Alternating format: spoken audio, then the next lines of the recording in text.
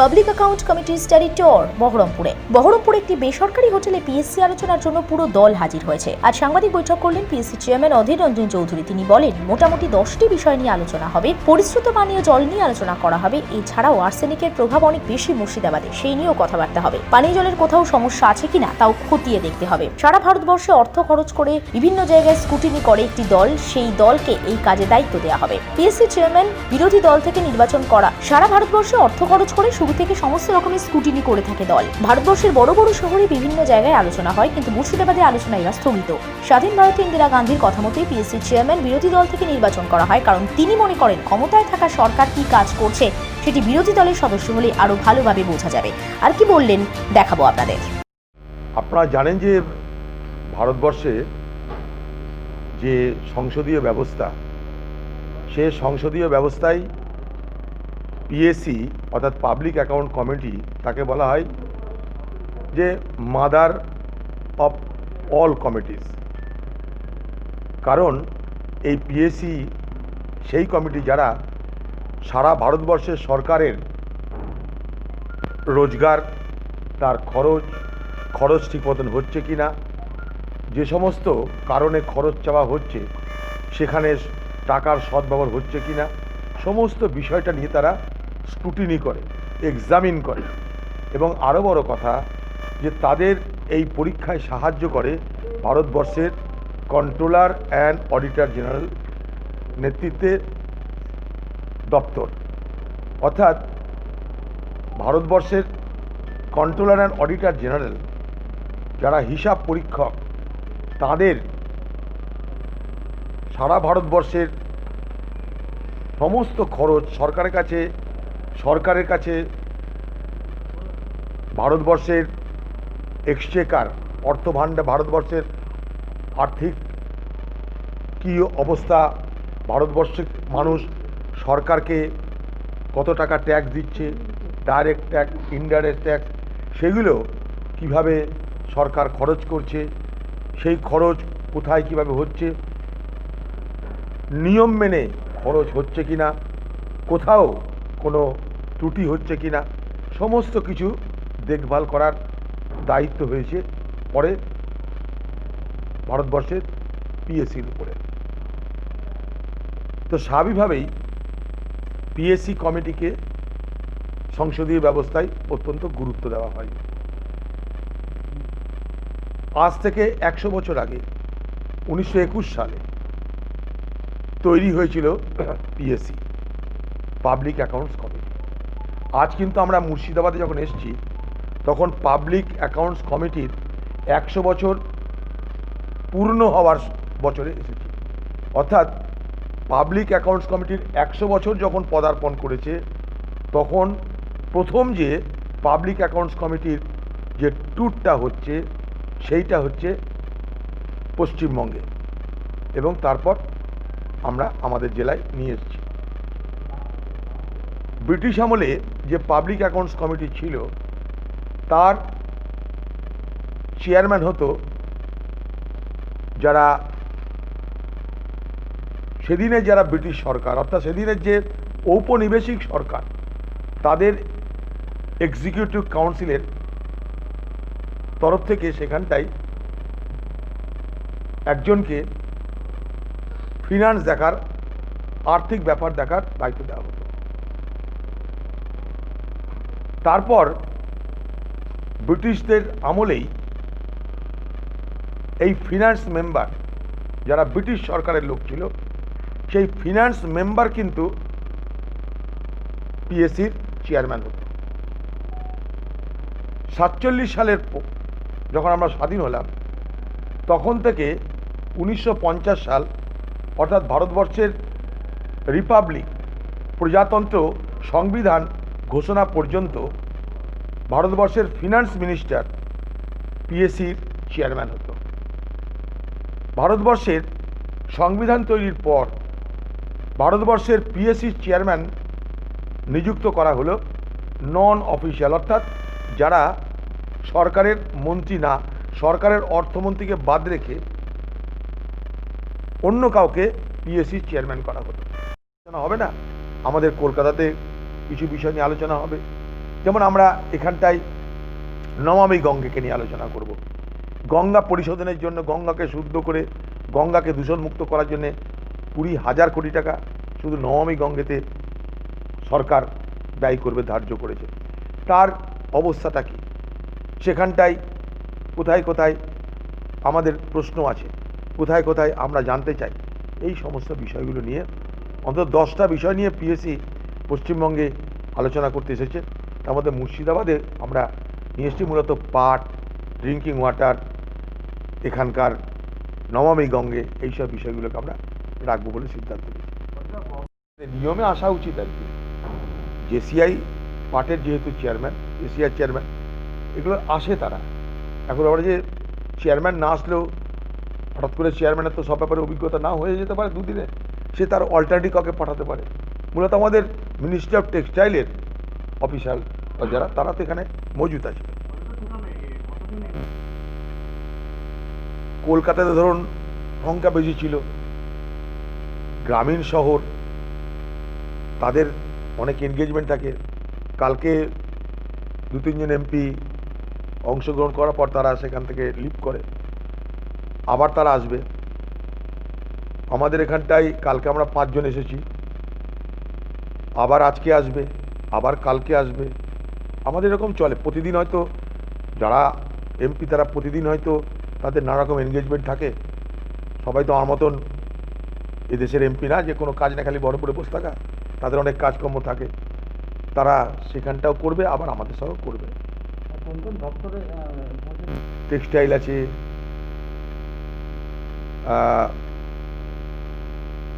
Ministry of, যেটাকে বলে জল শক্তি, এখনকার যেটা করেছে মিনিস্ট্রি অফ ওয়াটার রিসোর্সেস, যারা নাম পাল্টেছে, তারা আসছে। তারপরে আমাদের একটা প্রকল্প আছে উজ্জ্বলা নিয়ে, উজ্জ্বলা গ্যাস সাপ্লাই, তারা আইওসিএল এসছে। এরকম অনেক মিনিস্ট্রি।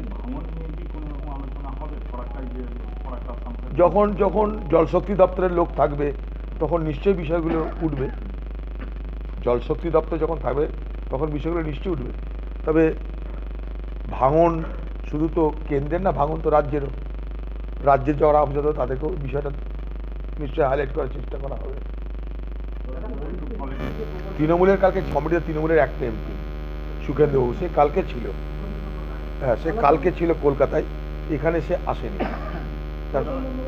হ্যাঁ, আলাপন বন্দ্যোপাধ্যায় কালকে আমার সঙ্গে কলকাতায় দেখা করে উনি বললেন যে আমরা গঙ্গাসাগর নিয়ে খুব ব্যস্ত থাকবো, আপনি যদি আমাদের একটু বিষয়টা ভেবে, আমি অন্য কোনো অফিসারকে পাঠাচ্ছি, সে আমার হয়ে আপনাকে আমাদের রিপ্রেজেন্ট করবে। তো সে কালকে আমাদের রিপ্রেজেন্ট করেছে। আমরা বলছি ঠিক আছে, গঙ্গাসাগর মেলাটাও একটা বড় ব্যাপার। যদি আপনাদের মনে হয় রাজ্য সরকারের কোনো অসুবিধা আছে তাহলে আপনারা বিকল্প কাউকে পাঠাতে পারেন। কিন্তু আলাপন বন্দ্যোপাধ্যায়কে আমাদের কাছে এসে আমার সঙ্গে আলোচনা করে তিনি আমার কাছে যখন দাবি, এটা অনুরোধ করলেন যে আমাকে এই বিষয় থেকে রেহাই দেওয়া হোক, তখন আমি বললাম ঠিক আছে, আপনি কোনো যোগ্য অফিসারকে পাঠাবেন। তাই কালকে অ্যাডিশনাল সেক্রেটারি আরও 2-3 জন অফিসারকে পাঠিয়েছিলেন। Good morning class. Good morning sir. Dishani, কি হলো, চোখ ডলছো যে? স্যার, মোবাইলের দিকে বেশিক্ষণ তাকালে চোখ জ্বালা করে যে। বাবাকে শিগগির বলো চাকদায় মডার্ন অপটিক্সে নিয়ে যেতে। ডিজিটাল স্ক্রিন থেকে নির্গত হার্মফুল ব্লু রে অনলাইন পড়াশুনো আর কাজকর্মে চোখের ক্ষতি করছে না তো?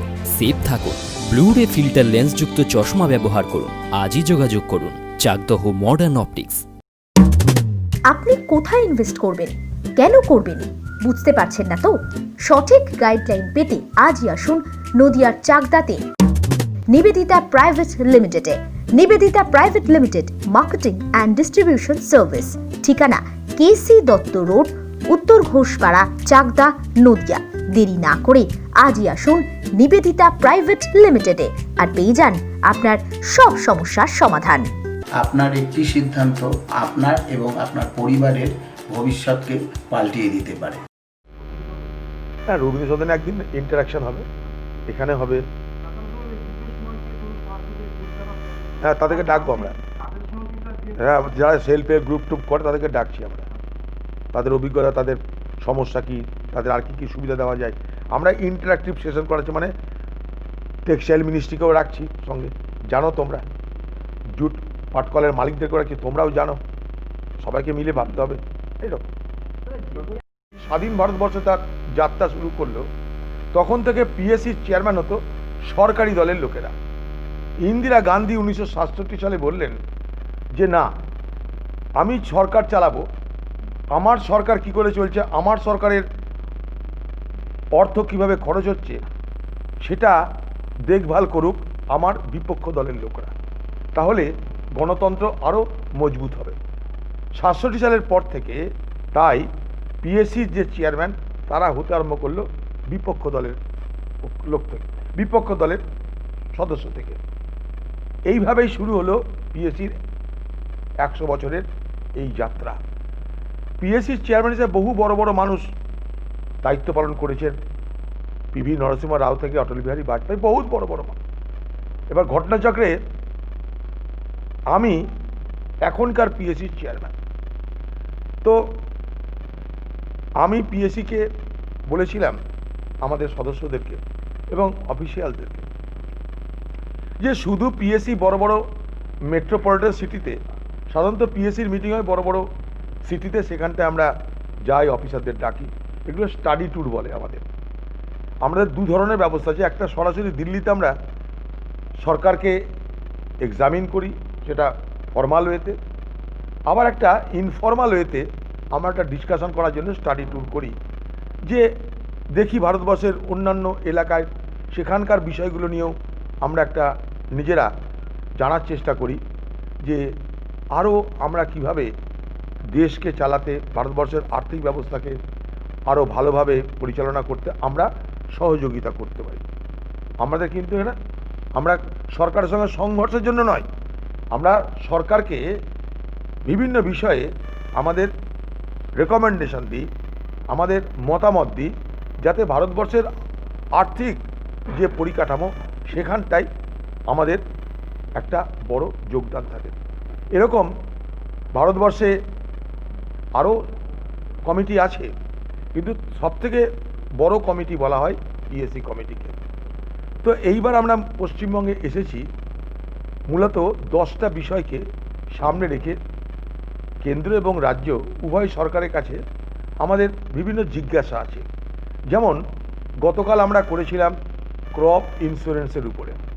ভারতবর্ষের কৃষকদের তাদের দুরবস্থা আপনারা সবাই জানে, প্রতিদিন ভারতবর্ষের কৃষকরা আত্মহত্যা করছে, প্রায় গড়ে 29 জন করে প্রতিদিন। তো আমরা তাদের ফসলকে যাতে বিমার ব্যবস্থায় আনা যায় সেই জন্য 1972 সাল থেকে এই প্রক্রিয়া শুরু হয়েছে, কিন্তু এখনও পর্যন্ত অনেক জায়গায় অনেক দুর্বলতা আছে, অনেক প্রশ্ন আছে, অনেক জায়গায় অনেক ত্রুটি মনে হচ্ছে আমাদের। সেইগুলো নিয়ে আমরা কালকে 3 থেকে 4 ঘন্টার আলোচনা করেছি। সেখানে ভারত সরকারের কৃষি দপ্তর এসেছিল, পশ্চিমবঙ্গেরও অফিসার এসেছিল, তারা তো সব উত্তর দিতে পারেনি, স্বাভাবিকভাবে তাদেরকে আমরা বলেছি যে আমাদের প্রশ্নগুলো করা থাকলো, হঠাৎ করে তো সব উত্তর দেওয়া যায় না, আপনারা পরে আমাদেরকে সমস্ত রিপোর্টে ফার্নিশ করবেন, আপনারা আমাদেরকে কমিটিকে জানাবেন। আমাদের বহরমপুরে আমরা 2-3টে বিষয় নিয়ে আলোচনা করবো। সেটা হচ্ছে মূলত আপনারা জানেন মুর্শিদাবাদ হচ্ছে পাটের সবথেকে ভারতবর্ষে বেশি পাট উৎপাদন হয় এই জেলায়। তো আমাদের ভারতবর্ষের টেক্সটাইল ইন্ডাস্ট্রি আছে। আজকে পৃথিবীতে যখন বলা হচ্ছে যে সিনথেটিক ফাইবার নয়, ন্যাচারাল ফাইবারের দিকে আমাদের যাওয়া দরকার পরিবেশের জন্য, অন্যান্য কারণে, এবং পশ্চিমবঙ্গে এমন জায়গা যেখানে সারা ভারতবর্ষের মূলত সব জুট মিলগুলোকেই এই বাংলায় আছে বলে ধরে না যেতে পারে, মূলত 2-4টে এদিক ওদিক আছে। তো এই টেক্সটাইল অর্থাৎ বস্ত্র যে মন্ত্রক, তারা যদি মুর্শিদাবাদের এই জুট চাষি তাদেরকে আজকের পৃথিবীর প্রয়োজনের সঙ্গে সঙ্গতি রেখে তাদেরকে যদি আমরা শুধু পাট উৎপাদন নয়, পাটজাত যে ফসল সেটাকে আমরা যদি ডাইভার্সিফাই করতে পারি, অর্থাৎ সেখান থেকে যদি আমরা আরও প্রোডাক্ট তৈরি করতে পারি। কারণ জুটকে বলা হয় ফাইবার অফ দ্য ফিউচার, যাকে বলা হয় আগামী দিনের পৃথিবীতে। আপনারা দেখতে পাচ্ছেন যে প্রতিদিন আলোচনা হচ্ছে প্লাস্টিক প্লাস্টিক প্লাস্টিক, প্লাস্টিকের বিপদ নিয়ে প্রতিদিন আলোচনা হচ্ছে। তার বিকল্প কি হতে পারে? সেখানে জুট অর্থাৎ পাট একটা বিকল্প হতে পারে। তাই পাটের ব্যাগ, পাটজাত বিভিন্ন দ্রব্য আমরা যাতে উৎপাদন করার জন্য মুর্শিদাবাদের গ্রাম বাংলার পাট চাষিদের শিক্ষিত করে, মেয়েদের সেলফ হেল্প গ্রুপের মাধ্যমে ট্রেনিং দিয়ে তাদের বিভিন্ন পণ্য তাদের উৎপাদন করিয়ে যদি আমরা তাদের আর্থিক অবস্থার একটু পরিবর্তন করতে পারি, তাহলে এটা কিন্তু একটা সরকারের কাছে মানুষের প্রত্যাশার প্রশ্ন হিসাবে নিশ্চয়ই তাদের প্রশংসা করাবে।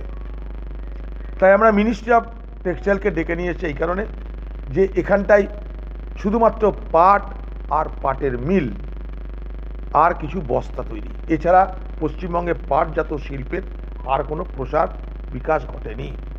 আমরা চাই জন্য তাদেরকে বলতে চাইছি যে আজকে যখন সারা পৃথিবী জুড়ে ন্যাচারাল ফাইবারের, যাকে বলা হয় গোল্ডেন ফাইবার, পাট আমাদের কাছে গোল্ডেন ফাইবার, তার কদর বাড়ছে, তার পরিচিতি বাড়ছে, তখন তাদেরকে আমরা এই বিষয়ে আরও সুযোগ সুবিধা তৈরি করে দেওয়ার জন্যে কি কিছু চিন্তা করতে পারি না? যদি পারি তাহলে কী কী আমরা তার জন্যে পাটকলের যারা জুট ইন্ডাস্ট্রির সঙ্গে যারা জড়িত তাদেরকেও ডেকেছি, এখানকার সেলফ হেল্প গ্রুপ তাদেরকেও ডাকবো, এবং অফিসিয়াল যারা আছে জুট ইন্ডাস্ট্রির সঙ্গে তাদেরকে আমরা ডাকবো।